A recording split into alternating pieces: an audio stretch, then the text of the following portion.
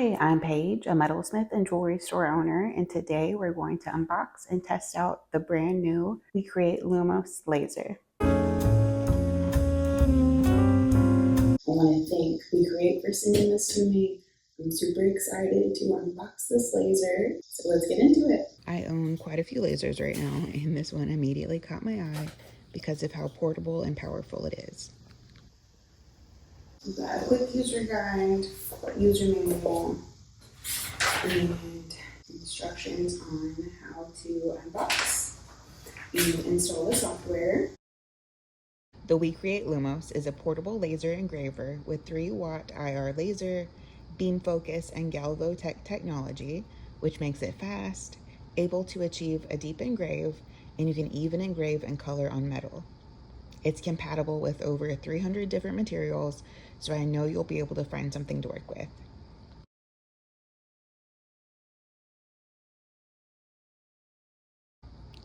This is the Lumos basic package. It comes with everything you need to get started right out of the box.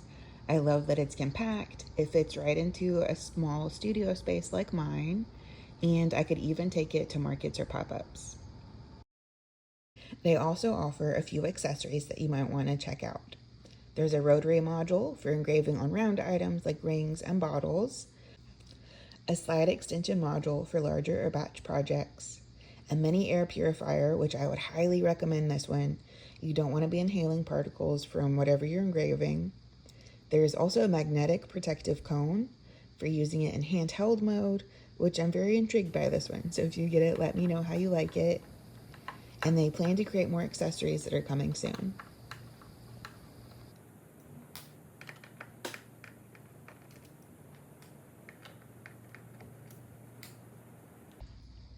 The setup was super beginner friendly and straightforward. It comes with software called Make It, which is free and has been really easy to use. I think you would find it easy even if you've never used a laser before. In the software, you can import your own designs, choose from hundreds of ready-to-use templates, and commercial use SVGs in their built-in library. And when you buy the Lumos, you get full access to the premium library, which is an awesome bonus. For me, lasers open up a lot of possibilities like custom name engraving on charms, personalized packaging, and even little branding touches that help make each order feel special.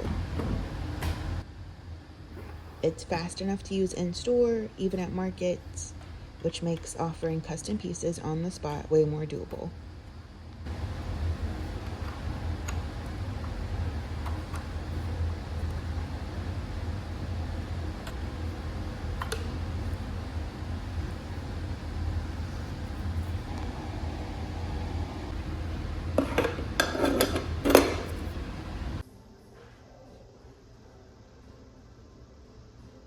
So it's about 12 inches tall and about 10 inches wide.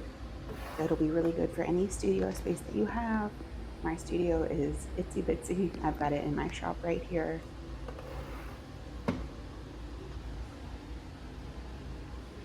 Pretty light for a laser. It's easy to lift. It's probably a little bit smaller than my tummy right now. Easy to lift and transport. It's also really good for events.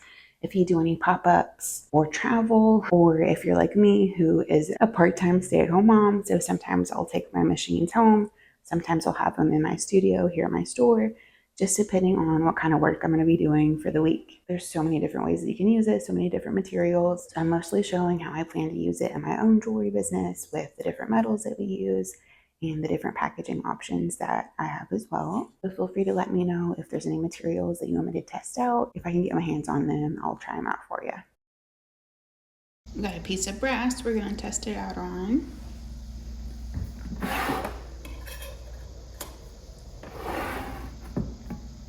The HD camera shows an instant preview of what you're engraving.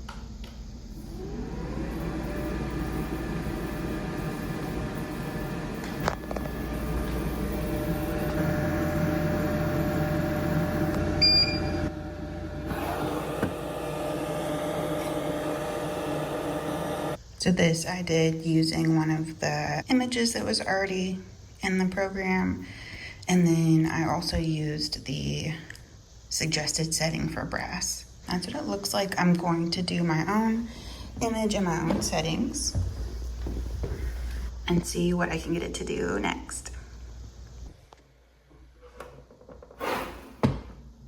It's really cool. You can see what it looks like in the laser. So there's my piece of brass. There is the previous engrave right there.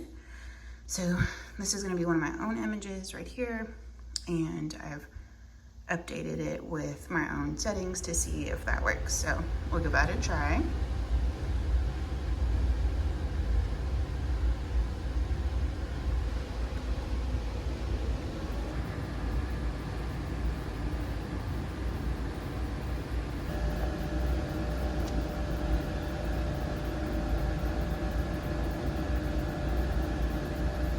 All right, so that is the other run. So that one took a lot longer, but I find that that's a good way to get a little bit more detail. I think you can see the depth in that one. Our cute little bee, and then I'll compare it again to that one. So I can do maybe the same shape in the other settings too and try that out.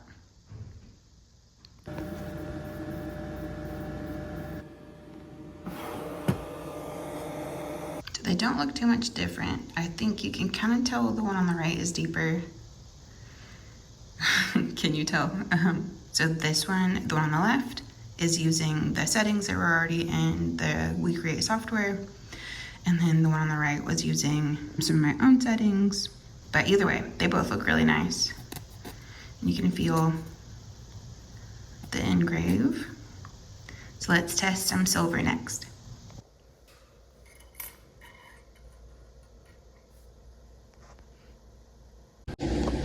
Here's my piece of scrap silver. Here it is here. So I just love the feature where you can see your material.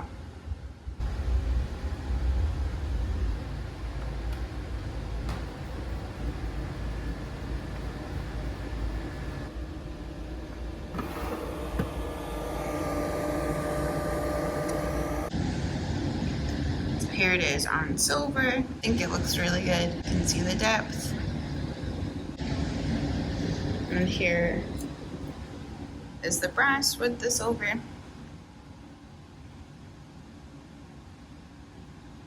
I'm going to take a polishing cloth to it just to see if that changes the appearance at all, because sometimes it takes some of the darkness away.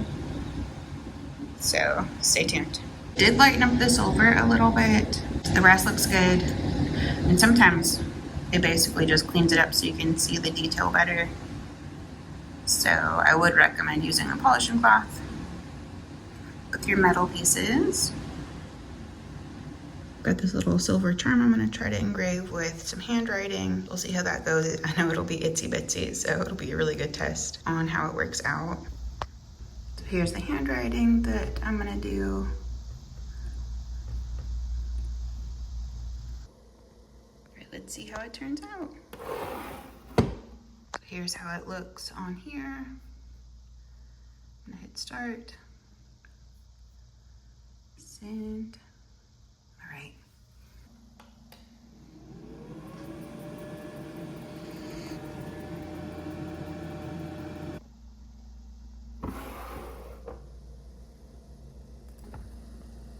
Oh, that looks really nice. All right, I'll polish that one up too and show you what it looks like. So you can see when you polish it, it makes the letters look not so chunky. But I think you can see how nice of an engrave that is. That's really pretty. All right, so we may be offering handwriting charms soon. I had a friend ask about engraving pet portraits, so I wanted to test it out.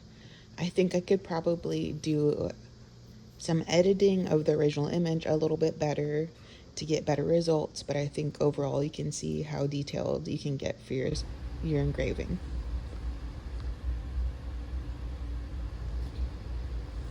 You can import your own designs, or you can use the features that they have within the software.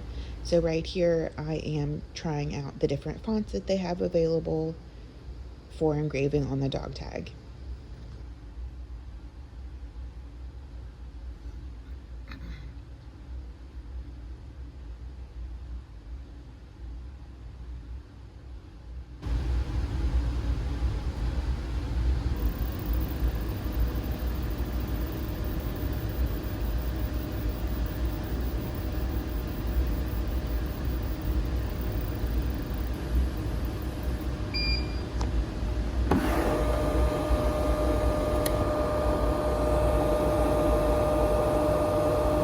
You can also engrave in color on metal. It just depends on what settings that you choose. So here I am doing a test on settings to see what I need to do to create certain colors, and this is on stainless steel. I would highly recommend doing a test grid on any material that you're going to be engraving on, so that way you know what the different settings look like on your material, so you can choose what settings work best for the look that you want. These little pieces come in handy to square up your designs. I love it for things that you're gonna do over and over again, like the box tops that we engrave. And this fits in really nicely. So that way, once it's engraved, pop it out, I can pop a new one in, and I won't have to readjust my design on the computer. I'm just going to line this up, and you can see the little things that are screwed into the base right here, holding it in place. And I've got my settings. And I did start with their suggested setting for, where is it? Paper. For cardboard. And kind of adjusted from there. And I have to take some time to learn and test things out until you get exactly the look that you want. So let's start.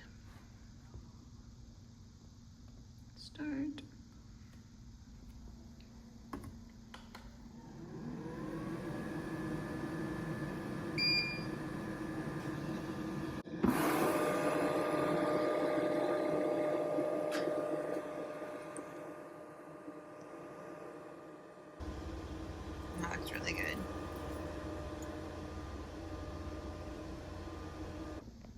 And just to show how easy it is, we're gonna leave those in place. Slip this one right in there. I'm gonna come over here, update it just to make sure that it looks okay. All right, looks great. We're gonna do it again.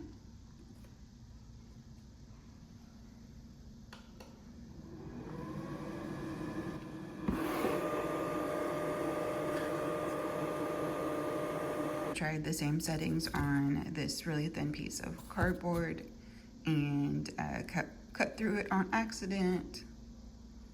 So if that is something that you're looking to do, it can do that. I'm gonna test it on our cardboard boxes next. So since that's not as thin, hopefully it works a little bit better.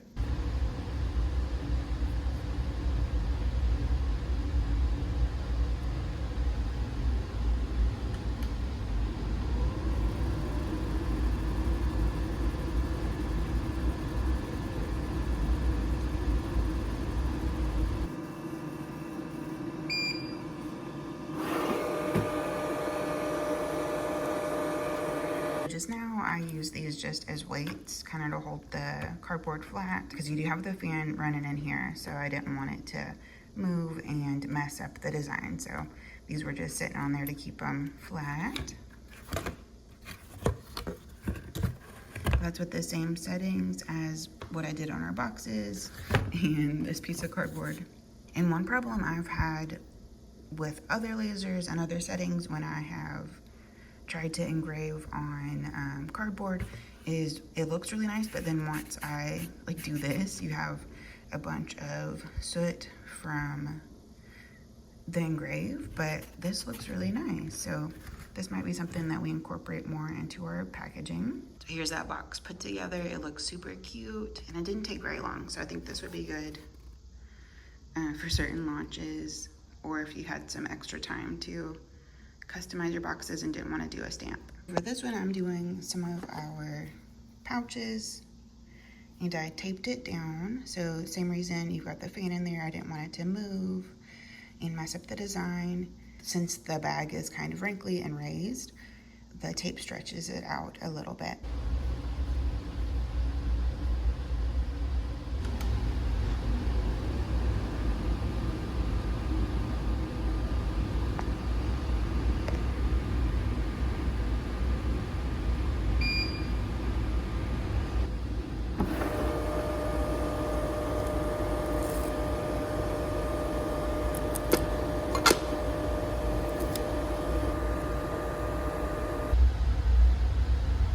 And this is just to show you to take safety seriously and pay attention to your laser when it's in use. This was the first run that I did, and the settings were way too strong, so we burnt a hole in the bag.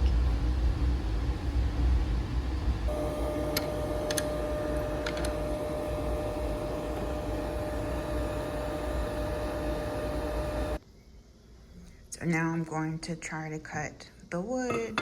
So we're gonna swap out the plates. This one is gonna be for cutting, and then this one is for engraving. If you accidentally cut through your material, you are gonna make some marks on this. So you wanna have this one instead.